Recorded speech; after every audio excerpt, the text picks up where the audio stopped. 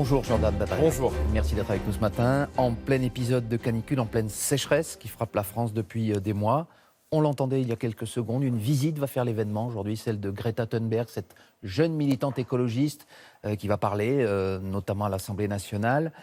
Quelques députés de la droite, du Rassemblement national, ont décidé de boycotter sa visite. Est-ce que vous les approuvez ? Oui, bien sûr. Je pense que, si vous voulez, là, on est au-delà du ridicule. C'est-à-dire qu'on a une jeune fille de 16 ans, contre laquelle je n'ai rien particulièrement, mais qui appelle à boycotter l'école, qui appelle les enfants à se retirer de l'école pour aller manifester et défiler contre le climat. Enfin, je trouve que je trouve que tout cela n'est pas sérieux. Voilà, je trouve que tout cela n'est pas sérieux. Vous résumez son combat juste à cet appel-là ? Non, mais je trouve que, si vous voulez, tout cela n'est pas sérieux, et le fait d'utiliser des enfants pour faire passer un certain nombre d'idées, pour afficher un fatalisme qui consiste à expliquer à toute la jeunesse que le monde est terminé, que le monde va prendre feu et que plus rien n'est possible et donc il faut arrêter l'école et aller faire la grève. Je trouve que ce discours est profondément défaitiste et je trouve là que, si vous voulez, cette dictature de l'émotion permanente, qui plus est lorsqu'elle s'appuie sur des enfants, est une nouvelle forme de totalitarisme. Excusez-moi, vous n'avez pas l'impression un petit peu de caricaturer son combat ? Est-ce qu'il ne faut pas aujourd'hui une porte-parole, une incarnation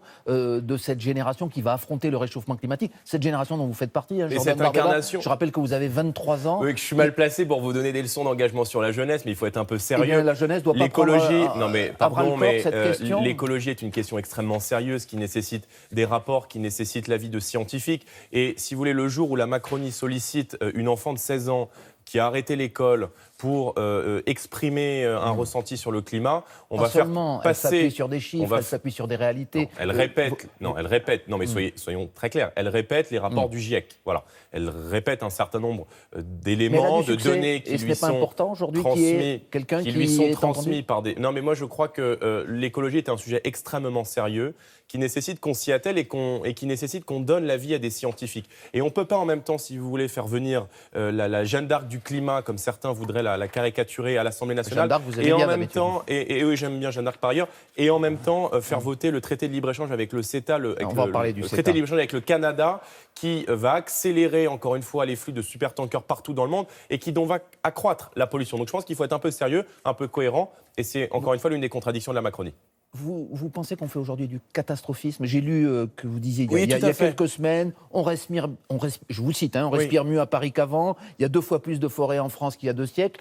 Donc, je dis juste que je pense qu'il faut arrêter l'hystérie sur cette question. Et il faut surtout arrêter de culpabiliser. Ce qu'on voit aujourd'hui, c'est de l'hystérie, c'est-à-dire des épisodes de sécheresse et de canicule, par exemple. L'Europe et les Français qui sont parmi les plus vertueux en matière économique, que Greta aille faire la leçon aux États-Unis, à la Chine, qui eux sont extrêmement polluants, à la rigueur très bien. Mais la France, c'est moins d'1% des émissions de gaz à effet de serre. On a une énergie qui est basée en grande partie sur le nucléaire, qui est l'une des énergies quasiment les plus décarbonées, les plus propres. Donc on arrête de culpabiliser les Français, qu'on arrête de culpabiliser l'automobiliste français qui a besoin, par exemple, de sa voiture pour aller travailler, et qu'on s'attaque à ce qui cause, à ce qui entraîne des dérèglements climatiques majeurs et des conséquences dramatiques pour la planète. C'est ce modèle économique mondialisé qui est basé sur le déménagement de la planète, consiste à les faire fabriquer à l'autre bout du monde pour consommer en Europe à des populations qui, c'est vrai, sont parfois touchées par le chômage de masse. Vous l'évoquiez il y a un instant, il y a au moins un combat que vous partagez avec les écologistes, c'est celui contre le CETA, ce traité de libre-échange avec le Canada qui doit être ratifié par les députés.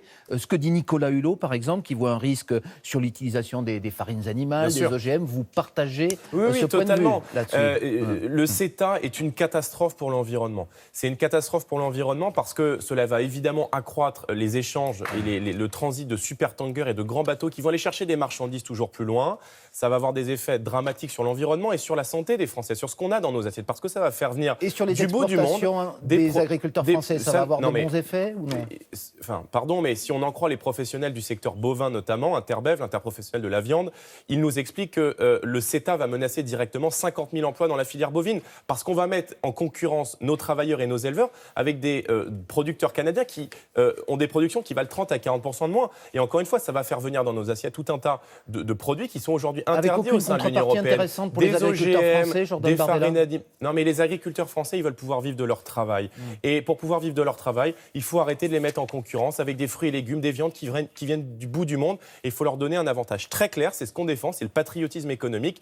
Et je pense que le meilleur moyen de sauver la planète, c'est de faire cette révolution de la proximité et c'est faire en sorte qu'on puisse produire, consommer et retraiter sur place. Et ça, c'est ce qu'on défend au Rassemblement national. En finir avec les traités de libre-échange. Il ne faut plus exporter, par exemple, j'y reviens, excusez-moi, les produits agricoles français. Vous pensez que toute la filière agricole n'est pas intéressée par cette perspective? Mais aujourd'hui, la filière agricole est en train de mourir. On nous a vendu ce modèle du libre-échange dans les années 90, mais c'est un vieux modèle.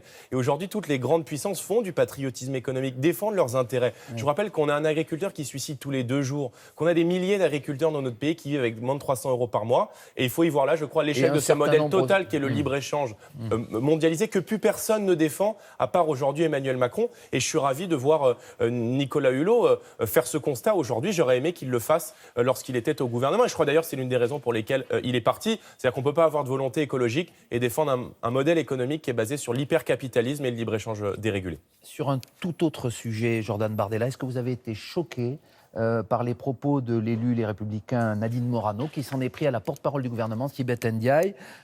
Je cite les propos de Mme Morano, sénégalaise très bien née qui porte des tenues de cirque. Voilà ce qu'a dit Nadine Morano sur Sibeth Ndiaye.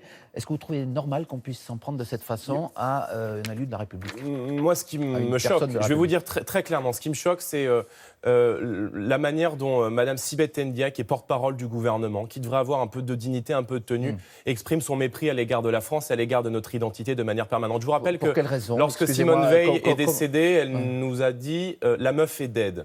Voilà. Elle nous explique elle nous parle de la France des kebabs. Elle arrive dans un certain nombre de cérémonies officielles, comme le 14 juillet, habillée comme un Télétobies. Et je trouve que ce n'est pas du respect. Oui. Enfin, il suffit de voir les images. Et je trouve que lorsqu'on est porte-parole du gouvernement, on peut dire ces propos on doit avoir un peu de tenue. Sans générer mais au-delà de la forme qui est propre à Mme Morano, moi je m'intéresse au fond. Mme Sibeth Ndiaye a acquis la nationalité française il y a 3 ans. Ses parents sont de hauts représentants de la politique sénégalaise. Et quand on acquiert la nationalité française... Pardon, mais de Mme Le Pen ou de quelqu'un de votre parti, vous l'accepteriez? Vous venez de parler de la tenue de Mme Ndiaye. Mais quand on est porte-parole du gouvernement, qui plus est, lorsque on souhaite être un modèle d'assimilation et qu'on a acquis la nationalité française il y a peu, je crois qu'on a un devoir de respect. On doit beaucoup à la France, on doit beaucoup à ses institutions. Et le premier des respects qu'on lui doit, c'est de respecter ses us, ses coutumes, sa culture et de respecter son peuple. Et effectivement, mais quand on arrive avec des pulls Mickey le 14 juillet, qui est le jour où on célèbre... ce qu'elle portait ce jour-là, vous regardez les images. Et quand on célèbre nos armées... Oui, non, mais il suffit de voir les photos. Je dis juste que moi, ce que je critique, c'est son comportement, c'est son attitude. Et quand on représente la République française, quand on représente des millions de Français, et quand surtout on est porte-parole du gouvernement, on doit être exemplaire. Vous approuvez donc Nadine Morano dans ce cas? C'est pas que j'approuve, c'est que je regarde le fond. Voilà, ça c'est le tweet qui est propre à Nadine Morano. Mais sur le fond, je trouve effectivement que le comportement de Mme Sibeth Ndiaye est critiquable et qu'elle devrait avoir un petit peu plus de tenue lorsqu'elle représente la France et la République française.